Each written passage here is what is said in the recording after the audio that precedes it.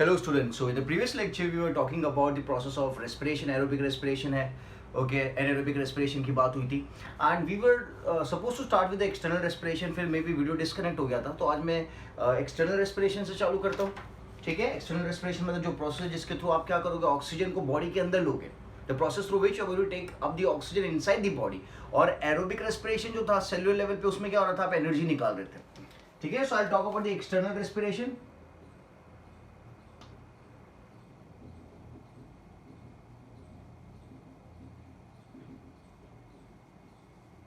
ठीक है, so external respiration की बात करते हैं तो प्लांट्स भी ब्रीथ करेंगे ना, they also breathe. So plants में क्या होगा, तो plants they can breathe through their roots, वो रूट्स के थ्रू ब्रीथ कर सकते हैं, okay. They can also breathe through the stems and they can breathe through their leaves, ठीक है। तो ये तीन स्ट्रक्चर्स के थ्रू वो ब्रीथ कर सकते हैं। मतलब I can use the term diffusion होता है, क्या होता है diffusion, exchange of gases, exchange of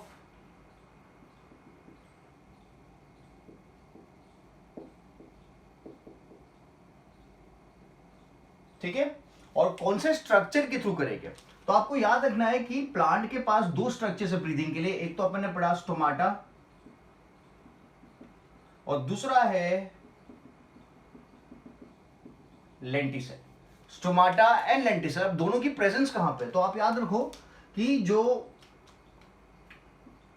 soft part है प्लांट का, may be the leaves, okay, जो टिश्यू सॉफ्ट है तो वहां पे स्टोमाटा प्रेजेंट होगा, और जो टिश्यू हार्ड है या फिर आप कंसिडर करो डेड है, ओके, यहां पे मिलता हूं सॉफ्ट एंड लिविंग टिश्यू जो है प्लांट का, वहां पे स्टोमाटा होगा। लीफ जो है सॉफ्ट होते हैं, okay, they are flexible, they are movable, okay. Stem नहीं होता है, स्टेम काफी हार्ड होता है, ओके। जो बड़ा सा ट्री है उसका स्टेम काफी हार्ड होता है, ठीक है।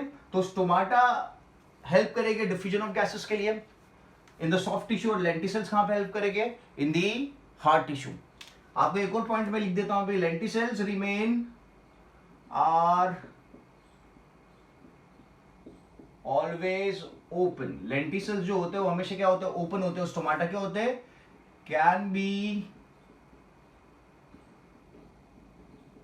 ओपन्ड और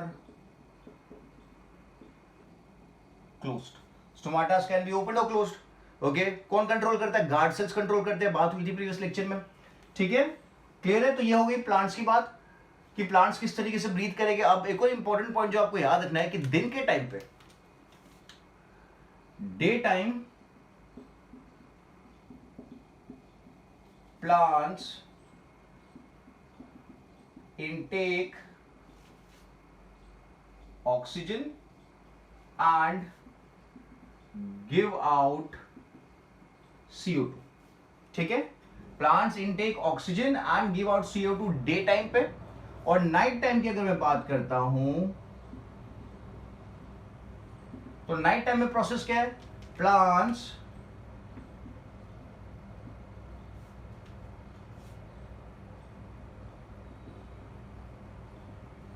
intake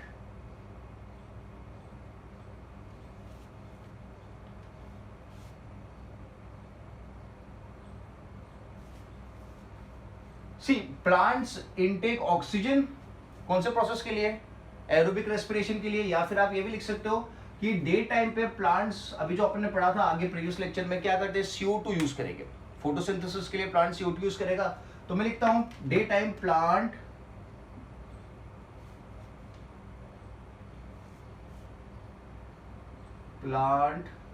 use CO2 for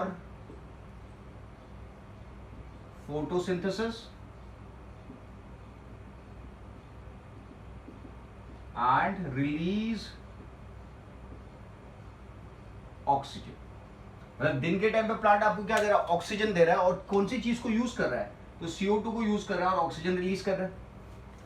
क्यों, क्योंकि वो कौन सा प्रोसेस परफॉर्म कर रहा है, फोटोसिंथेसिस परफॉर्म कर रहा है, ठीक है, फोटोसिंथेसिस परफॉर्म कर रहा है। और फिर जो ऑक्सीजन इसने रिलीज भी किया, थोड़ा बहुत ऑक्सीजन खुद के लिए भी रखेगा, और उस ऑक्सीजन से क्या करेगा, plant also performs aerobic respiration, उस ऑक्सीजन से खुद एरोबिक रेस्पिरेशन भी करेगा। ठीक है, अब नाइट टाइम पे क्या होगा? नाइट टाइम पे तो फोटोसिंथेसिस नहीं होगा ना, सन नहीं है ना, बिना सन के तो फोटोसिंथेसिस नहीं हो सकता है। सो नाइट टाइम पे क्या होगा? मैं लिखता हूं नो फोटोसिंथेसिस, नो फोटोसिंथेसिस। ठीक है, तो फोटोसिंथेसिस नहीं हो रहा है, ठीक है, बट एरोबिक रेस्पिरेशन तो होगा। प्लांट परफॉर्म्स एरोबिक रेस्पिरेशन, क्योंकि एनर्जी तो चाहिए प्लांट को, तो मैं लिखता हूं एरोबिक रेस्पिरेशन इज परफॉर्म्ड।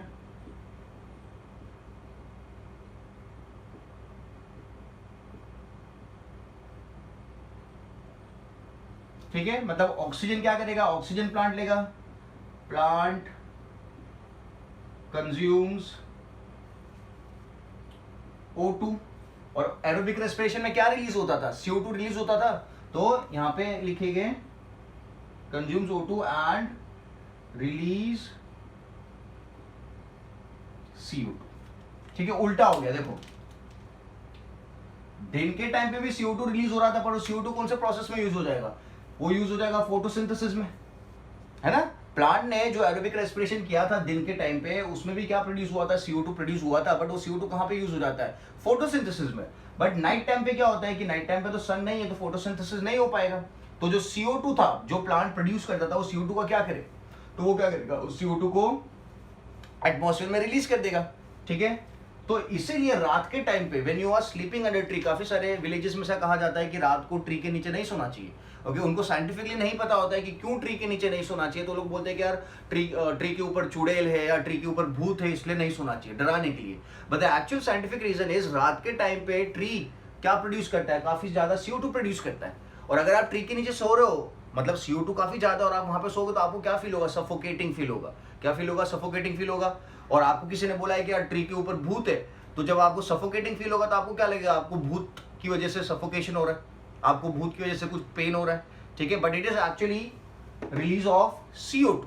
ठीक है, तो आपको याद रखना है कि प्लांट्स दिन के टाइम पे ऑक्सीजन रिलीज कर रहे हैं, CO2 भी रिलीज कर रहे हैं, बट CO2 को यूज कर लेंगे फोटोसिंथेसिस के लिए, बट रात के टाइम पे they are not able to perform photosynthesis. तो जो CO2 उनका एरोबिक रेस्पिरेशन में बना था, उसको रिलीज कर दिया जाएगा।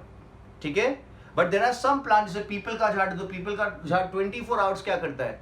O2 रिलीज करता है। So there are lot of plants जो दिन में भी रात में भी O2 रिलीज करते हैं, but maximum of the plants क्या करेंगे? रात के टाइम पे CO2 रिलीज करते हैं। ठीक है, समझ में आ गया? So plant root, stem and leaves के थ्रू एक्सचेंज ऑफ गैसेस करते हैं, डिफ्यूजन करते हैं। स्टोमाटा कहां पे प्रेजेंट होगा? सॉफ्ट स्ट्रक्चर्स पे। लेंटिसल्स कहां प्रेजेंट होंगे? हार्ड स्ट्रक्चर्स पे प्रेजेंट होंगे। डे टाइम पे क्या रिलीज होता है? डे टाइम पे ऑक्सीजन रिलीज करेंगे, और नाइट टाइम पे क्या रिलीज करेंगे? CO2 रिलीज करेंगे। ठीक है, अब एनिमल्स की बात करते हैं। एनिमल्स भी तो ब्रीथ करते हैं। कैसे ब्रीथ करते हैं? तो अलग अलग एनिमल्स में we have different patterns of breathing. जैसे कि अगर मैं बात करता हूं, let's talk about amoeba and planaria.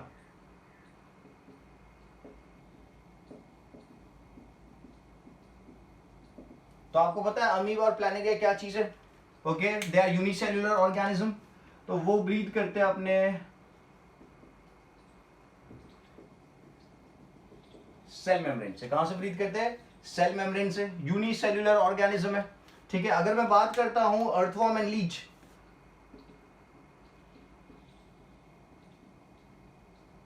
तो वो किससे ब्रीथ करते हैं? So they breathe through their moist skin.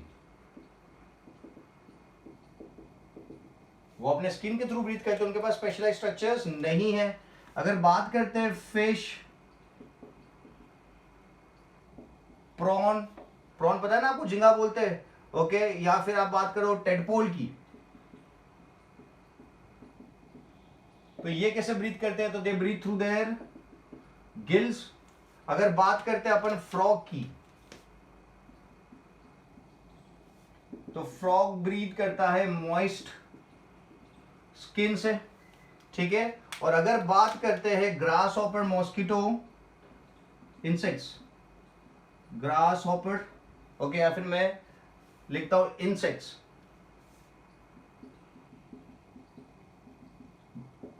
General term लिख दिया मैंने. So they breathe through special structures known as spiracles. They breathe through special structures known as spiracles and air tubes. ठीक है. और अपन हायर एनिमल्स की बात करते हैं, मतलब if you talk about birds, lizards, okay, या फिर अपन बात कर ले, अपनी खुद की बात कर लेते हैं.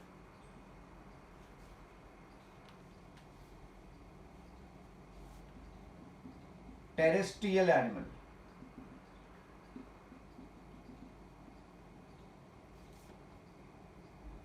ठीक है. So if you talk about terrestrial animals, तो we breathe through what, we have a special structure breathing के लिए. That special structure is known as lungs. Okay, so we would be talking about lungs. Okay, पहले मैं gills की बात कर लेता हूँ कि फिश किस तरीके से ब्रीथ करती है. आपको पता होना चाहिए कि जो एक्वेटिक एनिमल्स है, जो पानी में रहते हैं, उनको ब्रीथिंग का बहुत प्रॉब्लम होता है, बिकॉज पानी के अंदर डिजॉल्व ऑक्सीजन क्या होता है, कम होता है. The amount of oxygen, dissolve oxygen in water is very less. So the animals which are inside the water, they have breathing issues. They have very low amount of oxygen, so they have to breathe a lot. ठीक है. आपने fish को breathe करते हुए देखा है. Let's see how does fish breathe. Gills के through करती है, but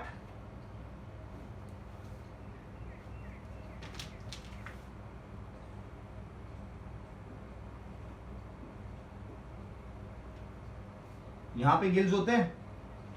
ठीक है. सो फिश क्या करती है, वाटर को ड्रिंक करती है. फिश ड्रिंक्स वाटर और उस वाटर को पास करती है गिल्स के थ्रू. किसके थ्रू पास करती है, गिल्स के थ्रू. तो उसके गिल्स में सरफेस होती है, पतली सी सरफेस, जो क्या करती है, वाटर में से ऑक्सीजन को एब्जॉर्ब कर लेती है. वाटर में से ऑक्सीजन को एब्जॉर्ब कर लेती है. तो fish drinks water and passes the water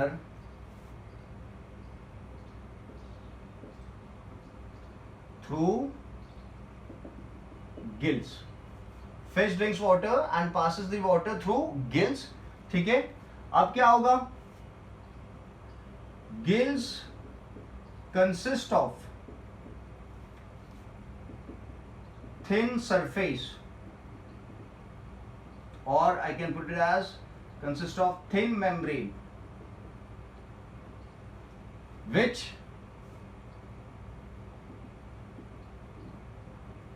helps in diffusion of gases. Which helps in diffusion of gases. Fish drinks water and passes the water through the gills. Gills consist thin surface or membrane which helps in diffusion of gases या फिर exchange of gases. ठीक है. तो उसके जो gills हो गए, उसमें क्या होगा, ऑक्सीजन को एब्जॉर्ब कर लिया जाएगा. तो मैं यहां पे लिखता हूं, gills absorb O2 and release CO2 in water.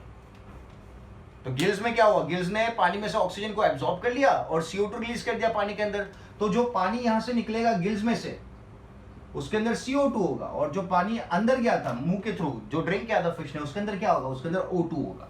ठीक है. तो इस तरीके से फिश ब्रीथ करेगी. एक्सटर्नल रेस्पिरेशन की बात कर रहा हूं मैं. आप किस तरीके से ऑक्सीजन बॉडी के अंदर लेते हो. तो फिश माउथ के थ्रू पानी अंदर लेगी और पानी को पास करेगी गिल्स के थ्रू. जैसा गिल्स आपने देखा ना, फिश में से बबल्स निकलते हैं उसके गिल्स में से. ओके, तो वो बबल्स किसके, वो बबल्स है CO2 के bubbles. That bubbles are of CO2. ठीक है. ठीक है. और एक और बात आपको याद रखनी है, dissolved oxygen in water is very less. Dissolved oxygen in water is very less. ठीक है. जितना एटमॉस्फेयर में है ऑक्सीजन, उससे काफी गुना कम ऑक्सीजन कहां पे, पानी के अंदर है. ठीक है. सो ह्यूमंस की बात कर लेते हैं. ह्यूमंस में किस तरीके से होगा. तो ह्यूमंस में we have a special structure. अभी जो आपने देखा, क्या बोलते हो स्ट्रक्चर को? We term it as the lungs. Okay, so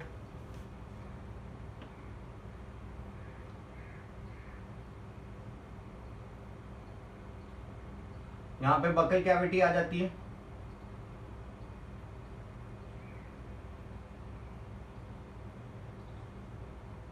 I have to make a small diagram so that it can be placed board में अच्छे से आ जाए.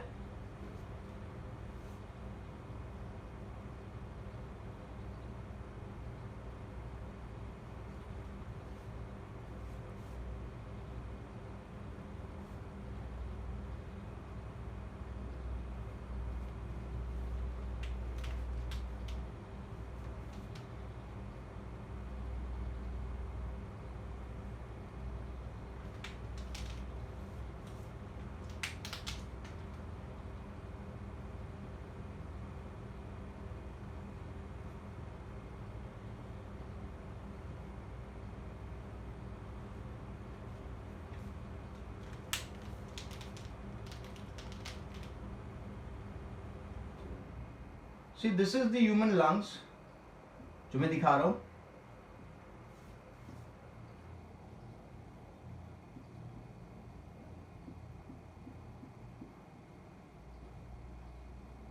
और इसके अंदर ये जो स्ट्रक्चर मैं दिखा रहा हूं, इट इज टर्म्ड एज एल्व्यूली. क्या कहा जाता है? एल्व्यूली, जो एक्चुअल एक्सचेंज ऑफ गैसेस में हेल्प करते हैं. अब लंग जो है एक इंपॉर्टेंट स्ट्रक्चर, तो लंग्स को प्रोटेक्शन देना पड़ेगा. इसलिए लंग्स कहां पे प्लेस होती है? Lungs is place in the thoracic cavity. और लंग्स के सराउंडिंग में एक प्रोटेक्टिव लेयर होता है मेम्ब्रेन का. The lungs consist of a protective layer and that protective layer is known as pleural membrane. क्या कहा जाता है उस लेयर को? प्लूरल मेम्ब्रेन कहा जाता है. उस मेम्ब्रेन के अंदर एक फ्लूइड होता है जिसे कहा जाता है प्लूरल फ्लूइड. वो फ्लूइड क्या काम करेगा? It would work as a shock absorber. वो कोई भी, जैसे किसी ने आपको पंच किया तो वो शॉक को एब्जॉर्ब करने का काम करेगा. नहीं तो अगर वो फ्लूइड नहीं होता, ओके, एक तो रिबकेज भी आ गई आपकी, रिबकेज के अंदर की तरफ लंग्स होती है, ठीक है. अगर वो फ्लूइड नहीं होता तो क्या आपकी लंग्स डैमेज हो सकती थी. तो मैं यहां पे लिख देता हूं मेम्ब्रेन का नाम क्या है. सो मेम्ब्रेन का नाम है प्लूरल मेम्ब्रेन. क्या नाम है? Pleural membrane. उसके अंदर जो फ्लूइड है उसका क्या नाम है? So that fluid is known as pleural fluid. ठीक है. ये क्या स्ट्रक्चर्स है? This are known as alveoli. ठीक है. और ये जो है, दिस इज, अगर आप डायग्राम देख रहे हो, so this is the left lung, this is the right lung. तो यहां पे लिख देते हैं this is right lung, this is left lung. अब आप देख रहे हो कि राइट लंग और लेफ्ट लंग का अगर आप कंपैरिजन करो तो जो आपकी लेफ्ट लंग है वो छोटी है, क्योंकि यहाँ पे एक नॉच है. ओके, नॉच किसके लिए? This notch is for the heart. इस बाजू हार्ट को अकोमोडेट करने के लिए जगह रखी गई है. इस बाजू हार्ट को अकोमोडेट करने के लिए क्या रखा है? थोड़ी सी जगह रखी हुई है. ठीक है. तो आपको याद रखना है the left lung is smaller than the right lung. ठीक है. क्यों? क्योंकि यहाँ पे हार्ट के लिए जगह. नीचे की तरफ आप एक मस्कुलर स्ट्रक्चर देखोगे जिसे कहा जाता है diaphragm. It is known as diaphragm. ठीक है. ये बकल कैविटी है. तो ये क्या है? So this is the nasal cavity. This is the nasal cavity. आगे की तरफ जो ओपनिंग होगी उसे नॉस्ट्रिल कहा जाएगा. It is going to be termed, आपकी नोज में जो ओपनिंग है दैट इज द नॉस्ट्रिल. ठीक है. और ये जो स्ट्रक्चर है इसे विंड पाइप कहा जाता है. क्या कहा जाता है? विंड पाइप कहा जाता है. Okay, so the wind pipe is a soft structure. तो उसको प्रोटेक्ट करने के लिए there is a presence of cartilage rings. There is presence of cartilage rings. ठीक है. और अंदर की तरफ क्या है? सो अंदर की तरफ तो है जो रेड वाला स्ट्रक्चर है वो क्या है? दैट इज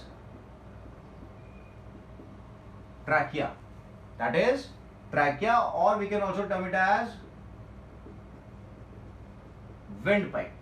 क्या है? Windpipe. ट्रैकिया के पीछे क्या होगा? Food pipe. That is oesophagus. जो आपने डाइजेशन वाले चैप्टर में देखा, डाइजेशन वाले टॉपिक में आप देखोगे, ठीक है। और ये जो है ये कॉमन पैसेज है, तो कॉमन पैसेज का एक टर्म है फेरिंग्स। क्या टर्म है? फेरिंग्स, ठीक है। अब आप देख रहे हो ट्रैकिया आगे जाके दो में डिवाइड कर रहा है, तो दिस आर नोन एज, ये जो पूरी ट्यूब है, this is known as bronchi, this is known as bronchi. और ब्रोंकाई जब फर्दर दो में डिवाइड कर रही है तो it is known as bronchioles. क्या कहा जाता है? ब्रोंक्यूल्स कहा जाता है, ठीक है। और ब्रोंक्यूल किस में ओपन हो रहा है? तो ब्रोंक्यूल्स ओपन हो रहा है एल्वियोलाई में ओपन हो रहा है। कहां पे ओपन हो रहा है? एल्वियोलाई में ओपन हो रहा है। मतलब जब आप ब्रीथ करोगे तो जो ऑक्सीजन है वो नॉस्ट्रिल से, नेसल कैविटी से पास होके, ट्रैकिया से पास होके, ब्रोंकाई से पास होके ब्रोंक्यूल के पास आएगा, ठीक है। और फिर कहां जाएगा? It would come inside the alveoli.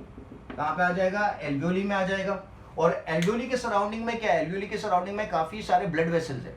Alveoli के सराउंडिंग में काफी सारे ब्लड वेसल्स है जिनके पास CO2 है, जिनके पास CO2 है। और एल्वियोली के पास क्या है? O2 है। तो O2 क्या करेगा? कोई भी गैस क्या करेगी? अपने हायर अमाउंट से लोअर अमाउंट की तरफ जाती है। मतलब O2 एल्वियोलाई में से निकल के जाएगा कैपिलरीज के पास, और कैपिलरीज में से CO2 आ जाएगा एल्वियोलाई के पास। और फिर आप क्या करोगे? जब आप एक्सहेल करोगे तो सब चीजें बाहर आ जाएगी, ठीक है।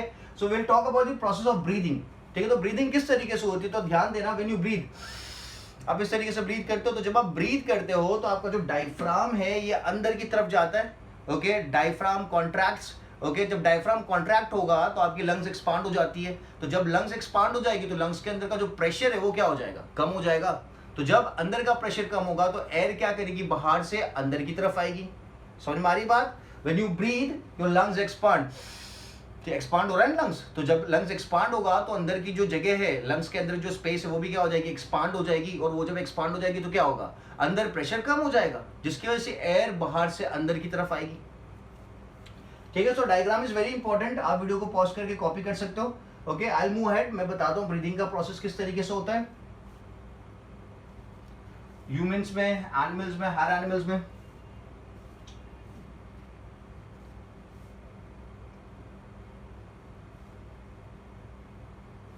इनहेल और एक्सहेल बोलते हैं। सो इनहेल की बात करते हैं।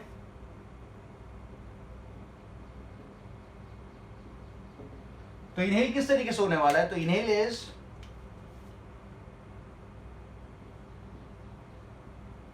Diaphragm contracts. तो जब डायफ्राम कॉन्ट्रैक्ट होगा तो क्या होगा? Lungs expand. तो लंग्स जब एक्सपांड होगी तो लंग्स के अंदर का प्रेशर क्या हो जाएगा? Pressure inside lungs decrease. So pressure जब लंग्स के अंदर का कम हो जाएगा तो क्या होगा? Air from higher pressure, from higher pressure मतलब बाहर से, enters lungs. Air from higher pressure enters the lung, ठीक है। That is inhale. अब आपका क्या हो गया? आपके लंग्स के अंदर ऑक्सीजन आ चुका है, ओके। मैं लिखता हूं alveoli filled with oxygen. Alveoli की अगर मैं बात करूं तो एल्वियोलाई, अगर there are many alveolis inside the lungs, अगर आप एल्वियोलाई को स्ट्रेच करो, हर एक एल्वियोलाई को स्ट्रेच करो, तो it is the size of the tennis court. Total size जितनी भी एल्वियोली का है, जो मैंने बताया, अभी देखिए आगे, that is the size of a tennis court, ठीक है। दिस इज इनहेल, आपने देखा। अब एक्सहेल कैसे करेंगे? तो एक्सहेल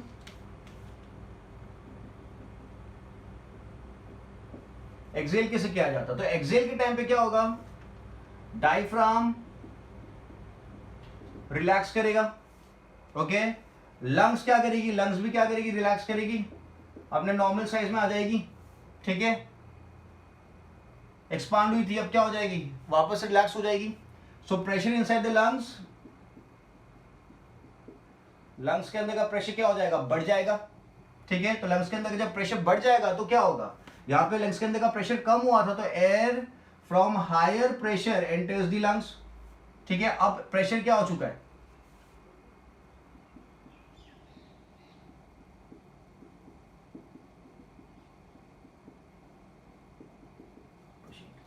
ठीक है। अब क्या होगा, air from higher pressure enters the lungs, तो यहां पे air from lungs move out, ठीक है। अब ये जो एयर है इसके अंदर क्या है, this air is rich in CO2 और ये जो एयर थी it was rich in O2, ठीक है।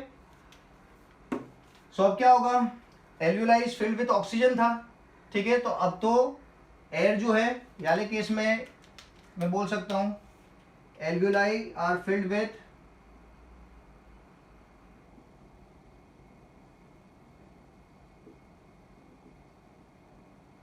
CO2, तो उन्होंने CO2 को क्या कर दिया, बॉडी के बाहर निकाल दिया। So that is the process how a person breathes. So जब आप इनहेल करते हो लंग्स का साइज एक्सपांड हो जाता है, डायफ्राम कॉन्ट्रैक्ट हो जाता है। जब आप एक्सहेल करते हो तो आपकी लंग्स रिलैक्स करती है, डायफ्राम रिलैक्स हो जाता है, जिसकी वजह से प्रेशर क्या हो जाता है, बढ़ जाता है और एयर अंदर से बाहर जाती है। एयर मतलब CO2 रिच है, ठीक है। जैसे मैं एल्वियोलाई की बात कर रहा था, एल्वियोलाई क्या है, तो आप बोल सकते हो इट्स अ ग्रेप का बंच होता है ना, पूरा ग्रेप्स का उस तरीके का पूरा स्ट्रक्चर होता है। छोटे छोटे जो ग्रेप्स है, जैसे कि ये एक एल्वियोलाई में कंसिडर करूं तो एल्वियोलाई के सराउंडिंग में क्या होता है, एल्वियोलाई के सराउंडिंग में ब्लड वेसल्स होते हैं। क्या होते हैं, ब्लड वेसल्स होते हैं। और उन ब्लड वेसल्स में क्या होता है, काफी ज्यादा CO2 होता है, they are rich in CO2, क्योंकि ये कहां से आ रहा है, ये आ रहा है आपके सेल्स के पास से, जिन्होंने एरोबिक रेस्पिरेशन किया था। एरोबिक रेस्पिरेशन में क्या निकलता है, CO2 निकलता है, वेस्ट निकलता है। तो अभी अपन CO2 की बात कर रहे हैं, वेस्ट की बात अभी देखेगा आगे। और जो आपका एल्वियोलाई है उसके अंदर क्या है, काफी ज्यादा O2 है, हाई अमाउंट ऑफ O2। तो अब क्या होगा, O2 चला जाएगा ब्लड वेसल्स में और CO2 आ जाएगा एल्वियोलाई में, ठीक है। मतलब आपने जब इनहेल किया तो आपका एल्वियोलाई ऑक्सीजन से फिल हो गया और ऑक्सीजन चला गया किसके पास, ब्लड वेसल के पास, और जो CO2 था वो आ गया एल्वियोलाई के पास। तो जब आप एक्सहेल करोगे तो CO2 जो एल्वियोलाई में है वो बाहर आ जाएगा, ठीक है। तो यहां पे क्या हो रहा है, जो एक्चुअल डिफ्यूजन हो रहा है, डिफ्यूजन या फिर exchange of gas takes place. Exchange of gas takes place, that is done in the alveoli. तो अगर आपको पूछा जाता है जो मेन एक्सचेंज ऑफ गैसेस का फिनोमिना है वो लंग्स में कहां हो रहा है, तो आपका आंसर होना चाहिए it is taking place in the alveoli. It is taking place in the alveoli. ठीक है, समझ में आ गया कि ऊपर से गया, done. So now let's move ahead and let's talk about the process of transportation. कौन से प्रोसेस की बात करेंगे अब बात करेंगे ट्रांसपोर्टेशन की। अपनी बॉडी में चीजें ट्रांसपोर्ट होती है, कैसे होती है। सो अपने बॉडी में ट्रांसपोर्टेशन होता है ब्लड की मदद से, ओके। ब्लड क्या करता है, चीजों को ट्रांसपोर्ट करने में हेल्प करता है।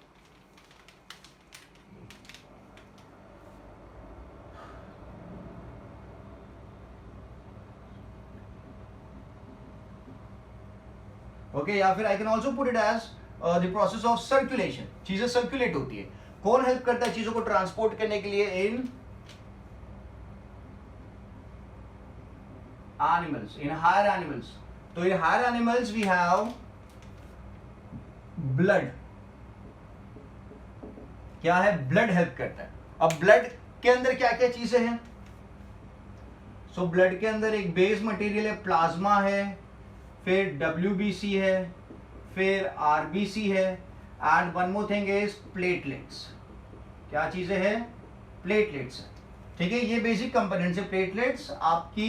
आपको जो इंजर्ड टिश्यू होता है, आपके इंजर्ड टिश्यू को हील करने में हेल्प करता है ना। आपको कहीं पे लग जाता है, फिर आप थोड़े टाइम के बाद देखो तो ब्राउनिश हो जाता है, रेडिश ब्राउन हो जाता है, that is because of the platelets, ठीक है। तो प्लेटलेट्स क्या करते हैं, क्लॉटिंग में हेल्प करते हैं। तो ब्लड जो होगा, ब्लड के अंदर प्लाज्मा है, WBC है, RBC है। WBC आपको पता है, WBC से आपके बॉडी के फाइटर्स है। अगर आपकी बॉडी में कोई बैक्टीरिया एंटर होता है, कोई वायरस एंटर होता है, या कोई भी ऐसी चीज एंटर होती है जो आपको हार्म कर सकती है, तो उसको मारने का काम कौन करेगा, WBCs, तो WBCs are fighter of cells. क्या करेंगे? दे किल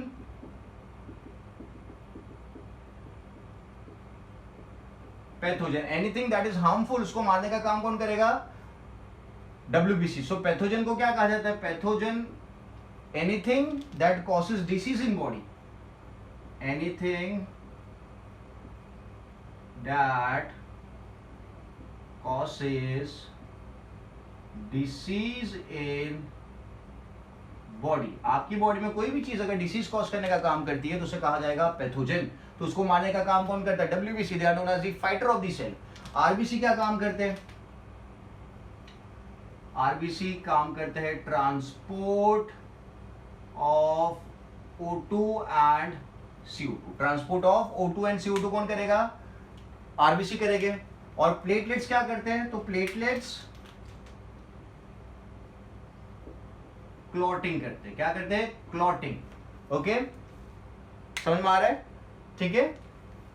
जिनके पास प्लेटलेट्स नहीं होता है, ओके, जिनकी बॉडी में, जिनके ब्लड में प्लेटलेट्स नहीं है, अगर उनको इंजरी हो जाती है, कट लग जाता है, तो उनका वुंड हील ही नहीं होगा, वो ब्लड कंटिन्यूसली लीक होता जाएगा। Okay, and that disease is known as no platelets.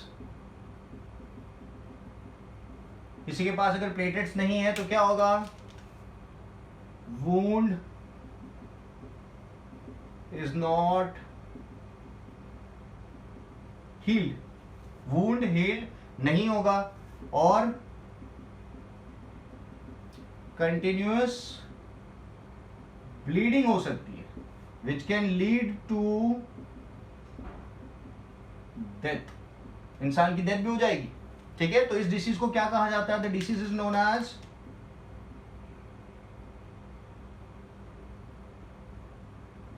Haemophilia.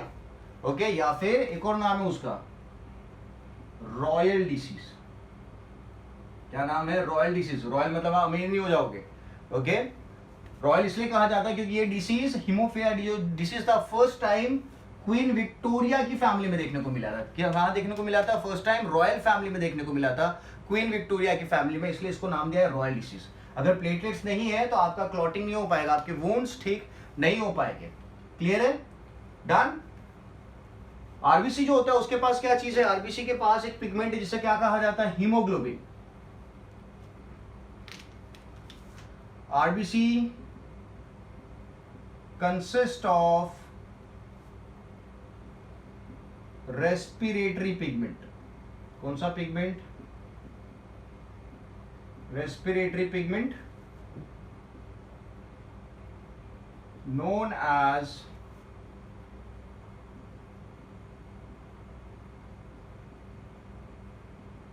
hemoglobin, known as hemoglobin. Okay, hemoglobin क्या करता है? तो hemoglobin binds with oxygen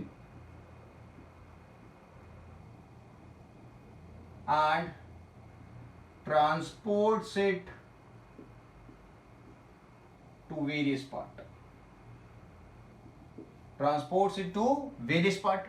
ठीक है, that is the work of hemoglobin. It's a iron containing protein आप बोल सकते हो. It's a iron containing protein. It's a iron containing protein. ठीक है. RBC consists of respiratory pigments known as hemoglobin, which is an iron containing protein, binds with the oxygen and transports to various body parts. Simple and easy. Now, बाकी का क्या role है blood का?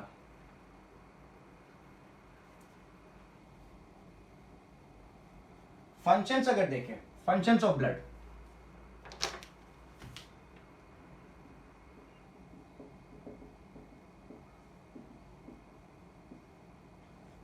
तो अभी मैंने बोल दिया कि यार transport of oxygen,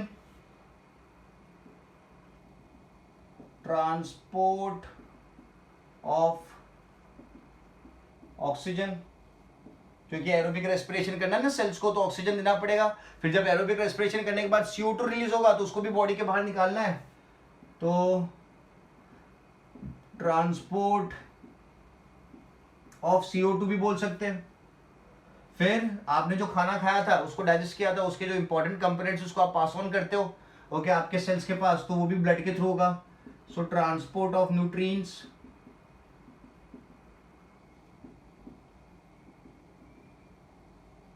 transport of nutrients, ठीक है। फिर आपने आपके सेल ने जो रेस्पिरेशन किया एरोबिक रेस्पिरेशन, तो उसमें काफी सारा वेस्ट भी निकलता है, सेल्यूलर वेस्ट, तो transport of cellular waste, transport of cellular waste, ठीक है। एक और चीज जो करता है that is maintain pH of blood. आपकी बॉडी में पीएच काफी इंपॉर्टेंट रोल प्ले करता है, ठीक है। एक और चीज है that is regulation of body temperature, regulation of body temperature which is termed as homeostasis. क्या कहा जाता है? होम्योस्टेसिस कहा जाता है, ओके।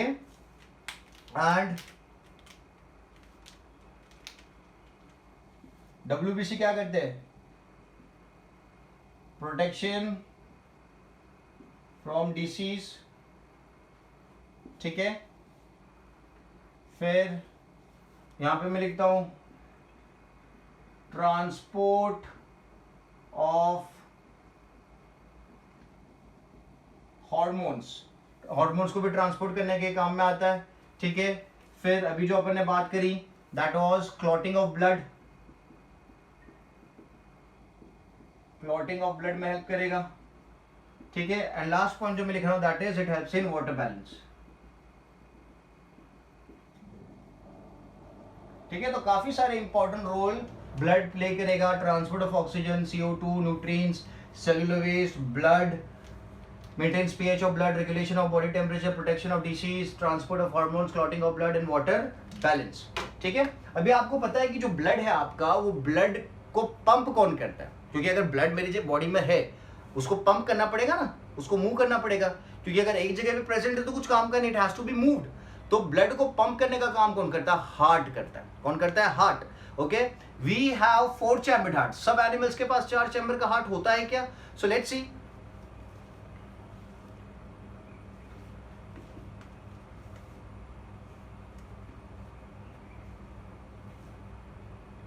फिश जो होती है उसके पास 2 चैम्बर्ड हार्ट होता है।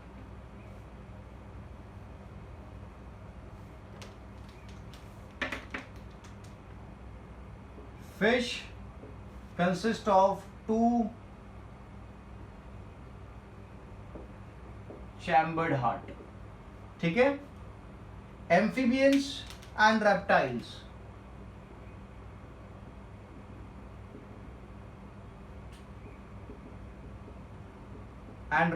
की अगर बात करें, सो दे कंसिस्ट ऑफ 3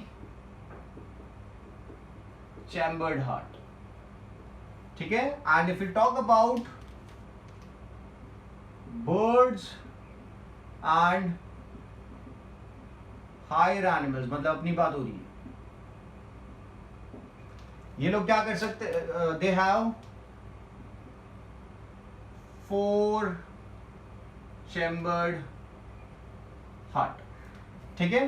अब आपको इतनी बात याद रखनी है, जिनके पास 4 चैम्बर का हार्ट है वो अपना बॉडी टेम्परेचर रेगुलेट कर सकते हैं। They are able to regulate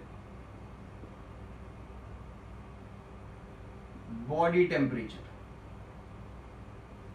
ठीक है। And the ability to regulate body temperature is known as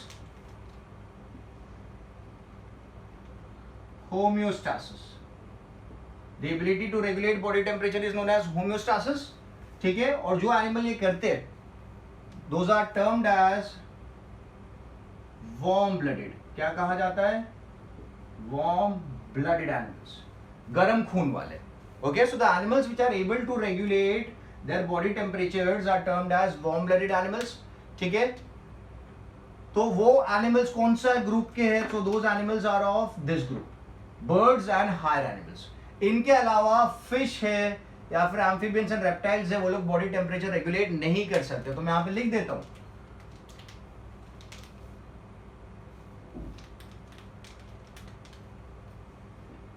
दोनों के लिए लिख रहा हूं मैं, एम्फीबियंस, रेप्टाइल्स एंड फिश के लिए भी। तो मैं लिख देता हूं not able to regulate, not able to regulate body temperature. ठीक है, तो जो बॉडी टेम्परेचर रेगुलेट नहीं कर पाता उन एनिमल्स को क्या कहा जाता है? So those animals are termed as cold blooded. क्या कहा जाता है? Cold blooded. ठीक है, the animals which are not able to regulate body temperatures are termed as cold blooded. Okay, और जो एनिमल्स रेगुलेट कर पाते उन्हें क्या कहा जाता है? They are termed as warm blooded.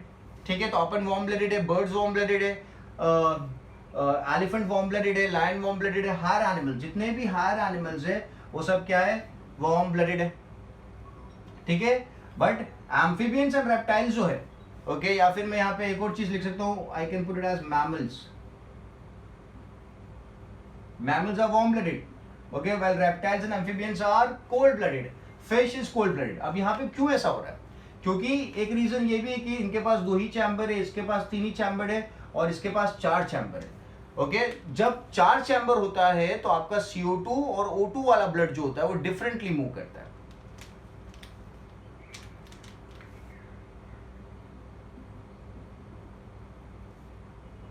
CO2 वाला ब्लड एंड O2 वाला ब्लड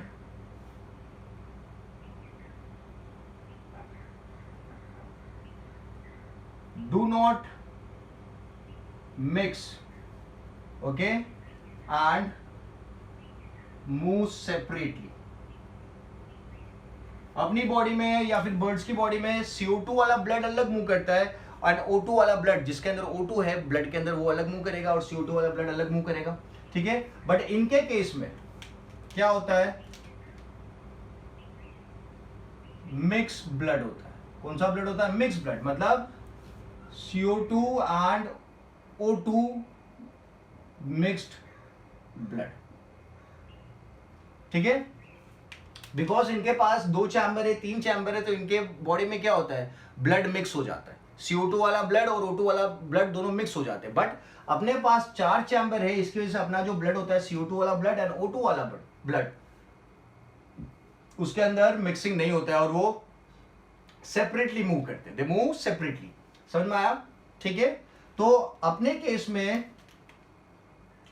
जो CO2 वाला ब्लड है वो कौन सी ट्यूब में मूव करता है? तो वो मूव करता है वेन्स में। और जो O2 वाला ब्लड है वो मूव करता है किस में? आर्टरीज में। O2 rich blood is in the arteries while CO2 rich blood is in the veins. So अपने पास ब्लड वेसल्स, इनको जनरली क्या कहा जाएगा? ब्लड वेसल्स कहा जाएगा। तो एक ब्लड वेसल्स का नाम है आर्टरीज, दूसरे ब्लड वेसल्स का नाम है वेन्स। ठीक है, तो ह्यूमन बॉडी में टोटल ब्लड वेसल्स कितने? तो we have 5 types of blood vessels.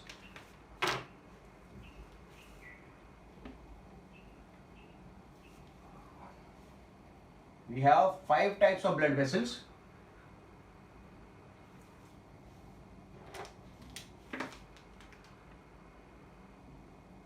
Higher animals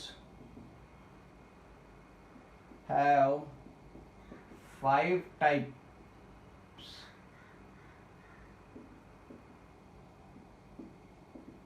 of blood vessels. कौन से 5 टाइप के ब्लड वेसल? तो आपको याद रखना है, जैसे कि कोई ऑर्गन है, तो ऑर्गन को ब्लड वेसल सराउंड करते हैं। तो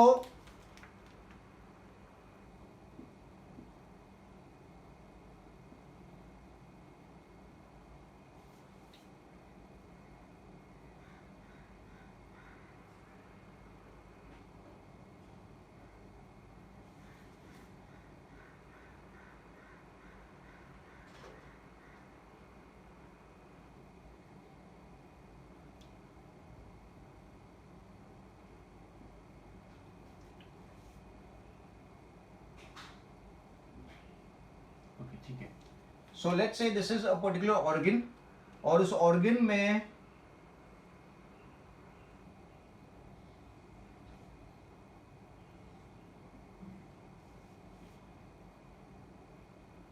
ब्लैक वाला क्या है? ऑर्गन है।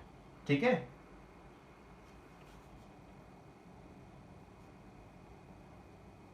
और इस ऑर्गन के अंदर ब्लड वेसल्स जा रहे हैं।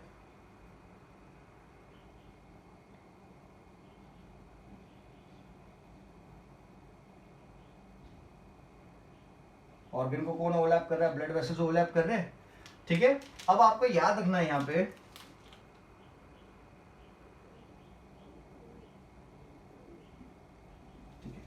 So let's say this is organ. ये जो है इसे आर्टरी कहा जाएगा। क्या कहा जाएगा? आर्टरी कहा जाएगा। आर्टरी क्या करती है? डिवाइड करती है दो में, और जो स्ट्रक्चर बनता है उसे कहा जाता है आर्टेरियोल। क्या कहा जाएगा? आर्टेरियोल। ठीक है, आर्टेरियोल्स फर्दर डिवाइड करते हैं। ये जो बन रहा है पूरा, ओके, ये वाला जो पोर्शन है पूरा,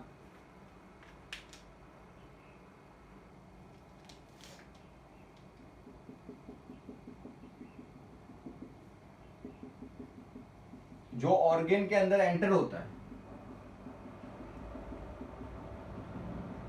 जो ऑर्गन के अंदर एंटर होता है उस पोर्शन को कहा जाता है कैपिलरी। ठीक है, और फिर कैपिलरी फिर से मर्ज हो जाती है और जो स्ट्रक्चर बनता है उसे कहा जाता है venule. Okay,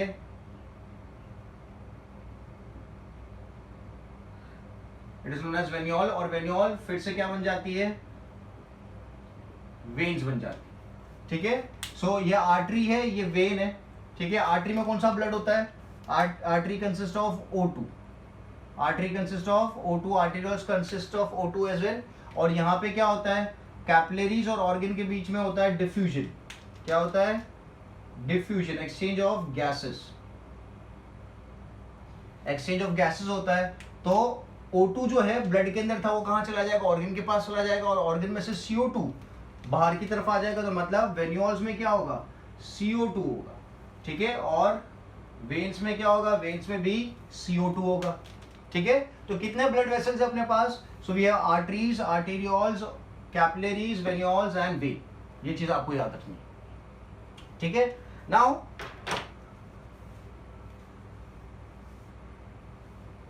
we have 4 chambered heart.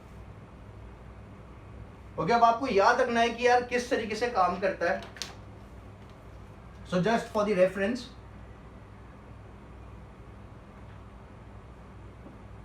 इसको आप कंसिडर करो as heart.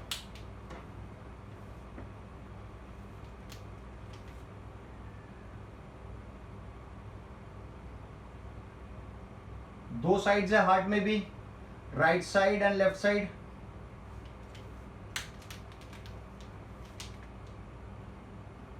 Right side of heart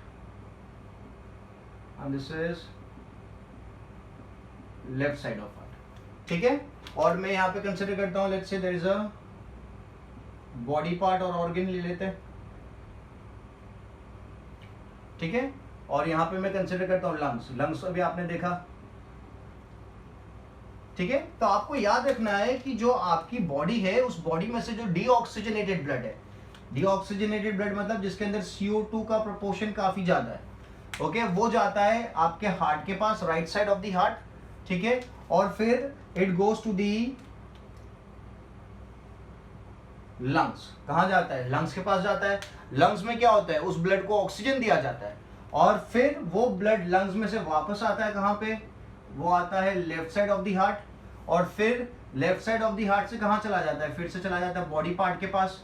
ठीक है, तो ये वाला जो ब्लड है इसमें O2 है, और ये वाला जो ब्लड है इसमें क्या है? CO2 है। ठीक है, तो आप ये वाले ब्लड को क्या बोलोगे? This is termed as deoxygenated blood, और इसे क्या कहा जाएगा? ये जो ब्लड है that is termed as oxygenated blood. ठीक है, समझ में आ रहा है? लंग्स में डिफ्यूजन ऑफ गैसेस होगा, एक्सचेंज ऑफ गैसेस। ठीक है, और दूसरा एक्सचेंज ऑफ गैसेस कहां होगा? Exchange of gases.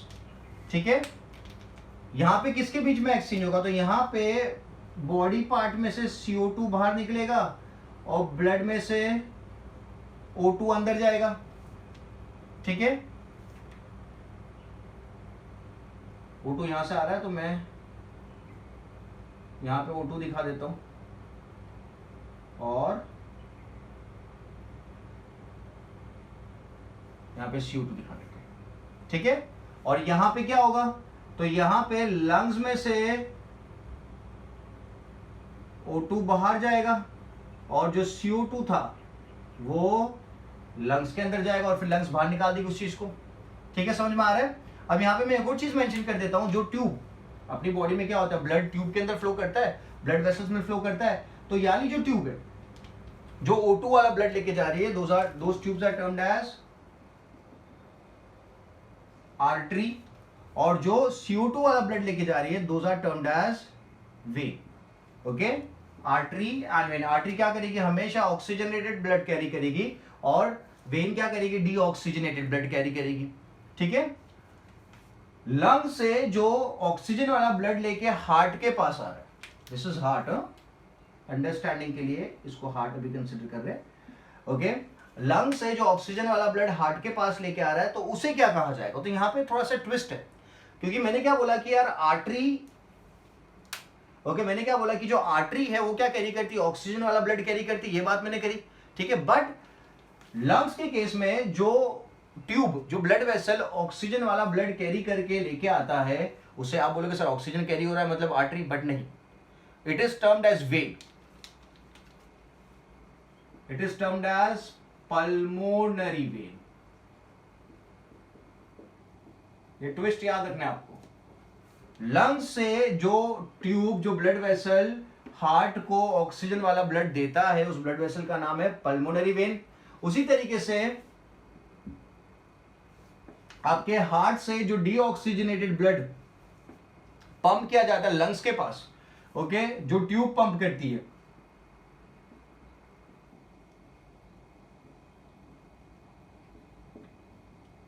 It is termed as pulmonary artery, उसे पल्मोनरी आर्टरी कहा जाता है। क्या कहा जाता है, pulmonary artery, simple and easy, ठीक है, क्लियर है। सो लंग से जो ट्यूब ऑक्सीजन वाला ब्लड हार्ट को देगी, left side of the heart, वो ट्यूब का नाम है पल्मोनरी वेन। फिर left side of the heart से ऑक्सीजन वाला ब्लड पूरी बॉडी के पास जाएगा, किसके थ्रू जाएगा, आर्टरी के थ्रू जाएगा। फिर डीऑक्सीजन वाला ब्लड वापस हार्ट के पास आएगा, किसके थ्रू आएगा, वेन के थ्रू आएगा। फिर राइट साइड से वापस लंग्स के पास जाएगा, एक्सचेंज ऑफ गैसेस के लिए किसके थ्रू जाएगा, तो CO2, पल्मोनरी आर्टरी के थ्रू जाएगा, सिंपल एंड इजी, ठीक है। आपको एक और बात जो याद रखनी है, आर्टरीज जो होती है, आर्टरीज में प्रेशर क्या होता है, काफी ज्यादा होता है, क्योंकि ब्लड कहां से आ रहा है, हार्ट से आ रहा है, तो प्रेशर इज हाई, प्रेशर काफी ज्यादा है, ओके। और इसीलिए आर्टरीज की जो वॉल होती है काफी थिक होती है, थिक वॉल्स, ओके। यही चीज अगर मैं वेन के बारे में बोलता हूं तो वेन में प्रेशर कम होता है, क्योंकि वेन में ब्लड कहां से आ रहा है, तो आ रहा है बॉडी पार्ट से आ रहा है, बॉडी पार्ट्स थोड़ी पंप करते हैं, आपका लीवर है, आपकी स्किन थोड़ी ब्लड को पंप करती है, पंप करने का काम तो हार्ट ही करता है। तो इसीलिए वेन्स में जो ब्लड प्रेशर होता है वो काफी कम होता है। अब अगर प्रेशर कम है तो क्या है, आपका जो वेन्स है उसमें से ब्लड वापस पीछे भी तो आ सकता है। प्रेशर अगर है तो ब्लड फटाफट आगे जाएगा, बट प्रेशर नहीं है तो ब्लड वापस रिटर्न भी तो हो सकता है, बैक भी तो आ सकता है। सो यहां पे to avoid the back flow, to avoid back flow क्या किया जाता है,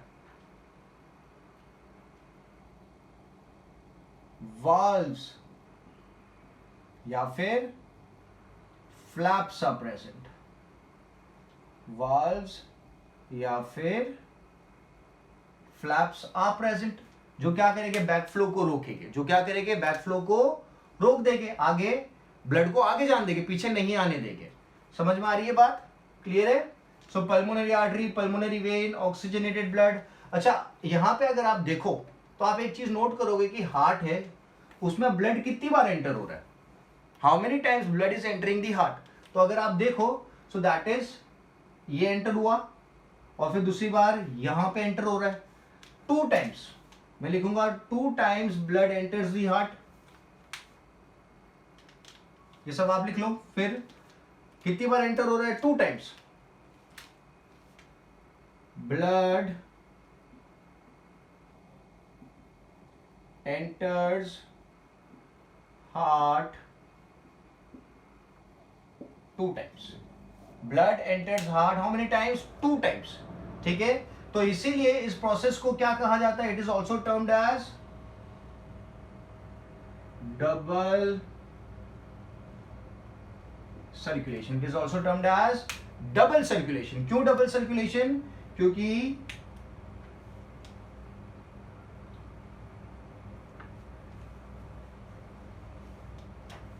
क्योंकि ब्लड एंटर्स हार्ट 2 टाइम्स, इसीलिए it is termed as double circulation. ठीक है, सो डबल सर्कुलेशन में जो पाथ है फ्रॉम यहां से यहां से यहां, ये वाला जो पाथ है इसे कहा जाता है पल्मोनरी सर्कुलेशन. क्या कहा जाता है?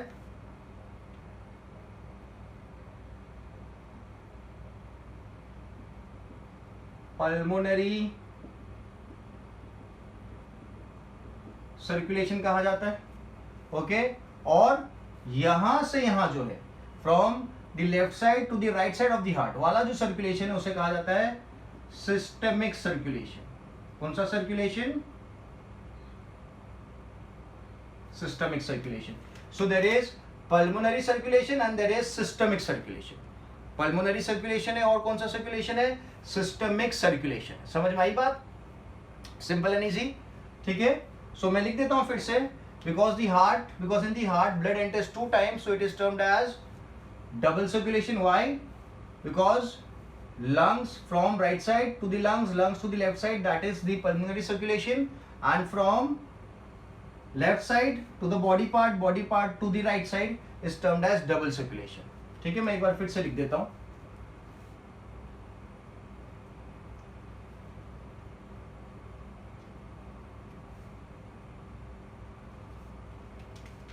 So this goes like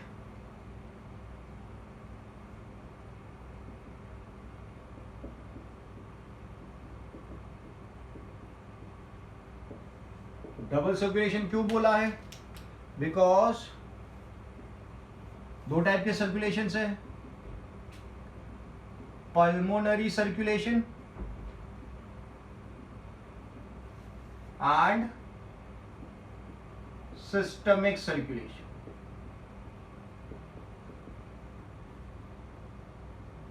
pulmonary and systemic circulation. Pulmonary circulation में क्या होगा? तो पल्मोनरी में what do you call, right ventricle से ब्लड जाएगा किसके पास? लंग्स के पास, और लंग्स से फिर से आएगा कहां पे? लेफ्ट ऑरिकल के पास. ठीक है, और सिस्टमिक सर्कुलेशन में क्या होगा? सो लेफ्ट वेंट्रिकल से बॉडी पार्ट्स के पास, और बॉडी पार्ट से राइट ऑरिकल के पास. ठीक है,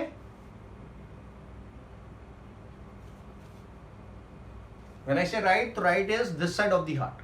ठीक है, ठीक है, अपना जो हार्ट है, अगर मैं सिंपल तरीके से दिखाऊं, इस तरीके से आपके लिए काफी इजी होगा हार्ट बनाना. तो ठीक है, so this is the right auricle, this is left auricle, this is right ventricle, this is left ventricle. ठीक है, right auricle, right ventricle, left auricle, left ventricle. तो मैंने क्या बोला? right ventricle से lungs के पास और lungs से वापस left auricle के पास. ठीक है, so that is pulmonary circulation. and systemic में क्या है? so left ventricle से body part के पास और again to the right auricle. ठीक है, so this is known as double circulation. Okay, because the blood enters 2 times in the heart and we term it as 2 type जो है pulmonary and systemic circulation, उसको नाम दिया. ठीक है, simple and easy. Now मैंने एक और बात जो मेंशन करी, that was cold blooded and warm blooded. ठीक है, फॉर एग्जांपल बाहर कितनी भी ठंड हो, आपकी बॉडी क्या करेगी? आपके बॉडी के अंदर का टेम्परेचर को मेंटेन करके रखेगी, उसको रेगुलेट करेगी. Body regulates internal body temperature. We have evolved in a way कि अपनी बॉडी क्या कर सकती है, अपने बॉडी का इंटरनल टेम्परेचर क्या कर सकती है, मेंटेन कर सकती है. Body regulates internal body temperature. Okay, बाहर कितनी भी ठंड हो आपकी बॉडी के अंदर का टेम्परेचर मेंटेन किया जाएगा. बाहर कितनी भी गर्मी हो आपकी बॉडी के अंदर का टेम्परेचर मेंटेन किया जाएगा. ठीक है, तो because we are able to maintain regulate our body temperature, we are termed as warm blooded. ठीक है, और अगर animal body is not able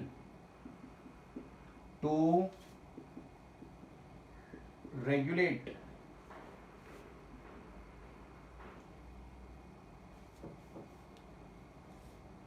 internal body temperature, तो we term those animal as cold blooded. ठीक है, एक example लेता हूं, जैसे कि लिजार्ड है, तो लिजार्ड कोल्ड ब्लडेड है.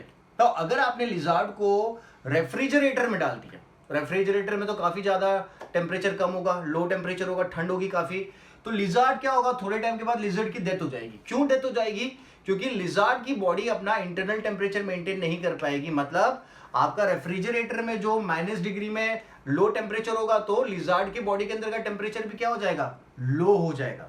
क्या हो जाएगा, लो हो जाएगा, और लिजार्ड की डेथ हो जाएगी. बट अगर मैं कोई ह्यूमन को या कोई हायर एनिमल को रेफ्रिजरेटर में डालता हूं, तो रेफ्रिजरेटर में भले कितना भी ठंडा टेम्परेचर हो, आपकी बॉडी क्या करेगी, अपने टेम्परेचर को रेगुलेट करेगी. मतलब बाहर कितनी भी ठंडी है, आपका बॉडी टेम्परेचर क्या रहेगा, मेंटेन रहेगा. ठीक है, क्योंकि we are warm blooded animals. Okay, समझ में आ गया. सो कोल्ड ब्लडेड एनिमल्स वो एनिमल्स होते हैं जो अपना body temperature, body is not able to regulate the internal body temperature. Okay, इसके पीछे का ये एक रीजन ये भी है. क्या रीजन है कि इनकी बॉडी में कौन सा ब्लड होता है, मिक्स्ड ब्लड होता है. ये भी एक रीजन है. ओके, और दूसरा रीजन क्यों है, मिक्स ब्लड क्यों है, क्योंकि इनके पास 3 and 2 चैम्बर्ड हार्ट है. ठीक है, और ये प्रोसेस को मेंटेन करने के लिए हायर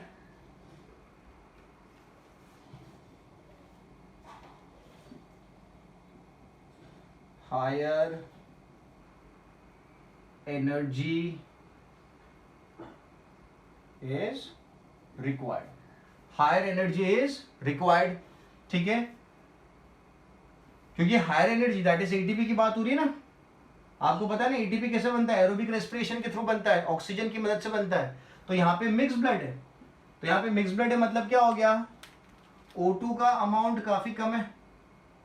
बिकॉज इन एनिमल्स के पास ऑक्सीजन का प्रोपोर्शन कम होता है, क्योंकि उनके ब्लड में मिक्स ब्लड फ्लो करता है. इसी की वजह से इनकी बॉडी में एटीपी का प्रोडक्शन भी क्या होता है, कम होता है. और एटीपी का प्रोडक्शन कम होने की वजह से ये एनिमल्स अपना बॉडी टेम्परेचर रेगुलेट नहीं कर सकते.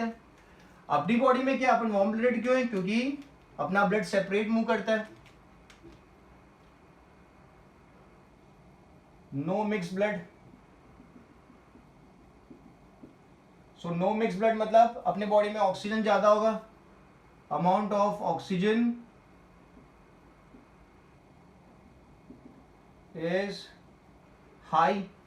ठीक है, तो ऑक्सीजन अगर हाई है तो क्या होगा, एटीपी का प्रोडक्शन भी ज्यादा होगा, और एटीपी का प्रोडक्शन ज्यादा है तो इससे अपन को ही बेनिफिट है. ज्यादा से ज्यादा क्या बना सकते हैं अपन, एनर्जी बना सकते हैं.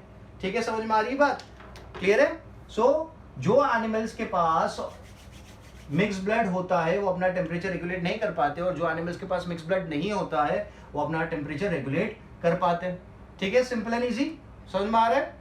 ओके,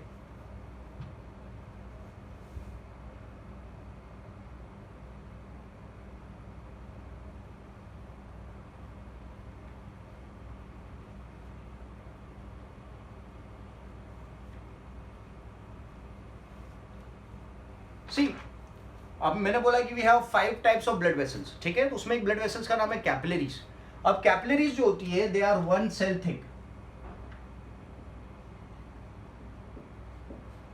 वन सेल थिक, एक ही सेल से बनी होती है, वन सेल थिक है। तो क्या होता है कैपिलरीज में से जब ब्लड पास होता है तो ब्लड क्या हो सकता है, लीक हो सकता है।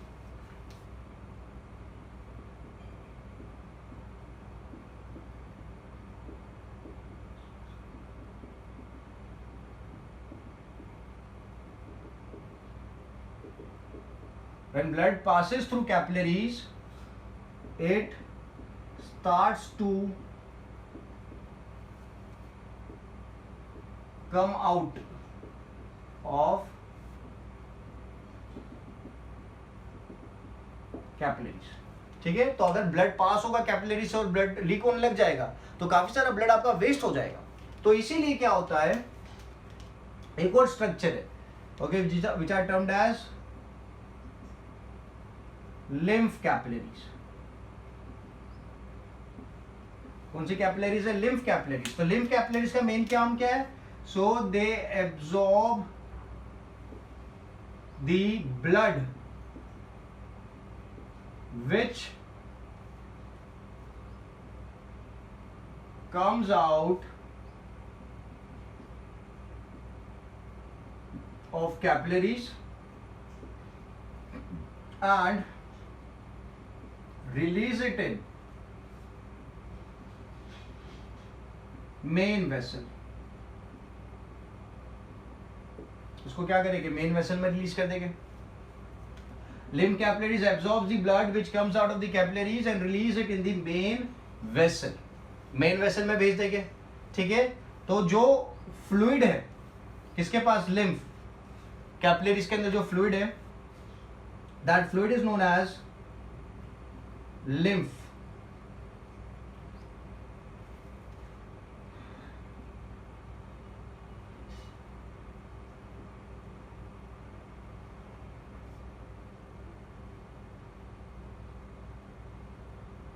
lymph is present in lymph capillaries। ठीक है, समझ में आ गया। तो lymph एक्चुअली है क्या, तो lymph ब्लड ही है, बिकॉज मैंने क्या लिखा है कि जो ब्लड लीक हो गया, जब ब्लड पास हो रहा through capillaries starts to come out of the capillaries, तो कौन एब्जॉर्ब कर रहा है, तो absorb the blood which comes out from the capillaries and release it into the main vessel. ठीक है, तो ये क्या है, ये ब्लड ही है, बट इसके अंदर क्या है, प्रोटीन। लिम्फ जो होता है कलरलेस होता है, क्या होता है, कलरलेस होता है, because it has no haemoglobin. Haemoglobin जो पिगमेंट ऑक्सीजन कैरी करता है वो रेड कलर देता है आपके ब्लड को। ठीक है, तो इसमें हीमोग्लोबिन नहीं है, इसलिए लिम्फ क्या है, लिम्फ कलरलेस है। क्या है, लिम्फ कलरलेस है। ठीक है, लिम्फ और क्या काम करता है, तो lymph helps in transport of lipids, it helps in the transport of lipids.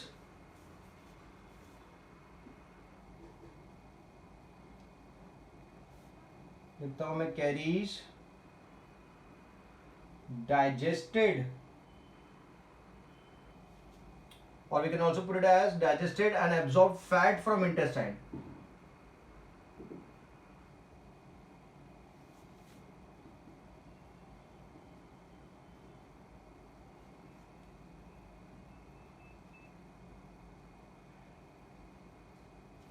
Fat from intestine and drains access fluid. Okay, इतना आप याद रखो। ठीक है, सो लिम्फ क्या है, तो लिम्फ एक कलरलेस फ्लूइड है। ओके, एक और बात में लिख दो, it is similar to blood, it is similar to blood. Okay, no haemoglobin, carries digested, absorb fat from intestine. ठीक है, so that is all about the lymph. तो आपको याद रखना है कि अपार्ट फ्रॉम ब्लड आपकी बॉडी में एक और फ्लूइड है and that fluid is known as the lymph. Okay, which is similar to blood but वो कलरलेस है क्योंकि उसके पास हीमोग्लोबिन नहीं है। और क्या काम कर रहा है, it carries digested and absorb fat from the intestine.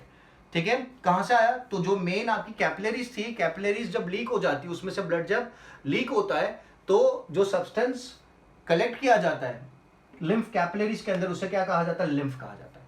ठीक है, सिंपल एंड इजी।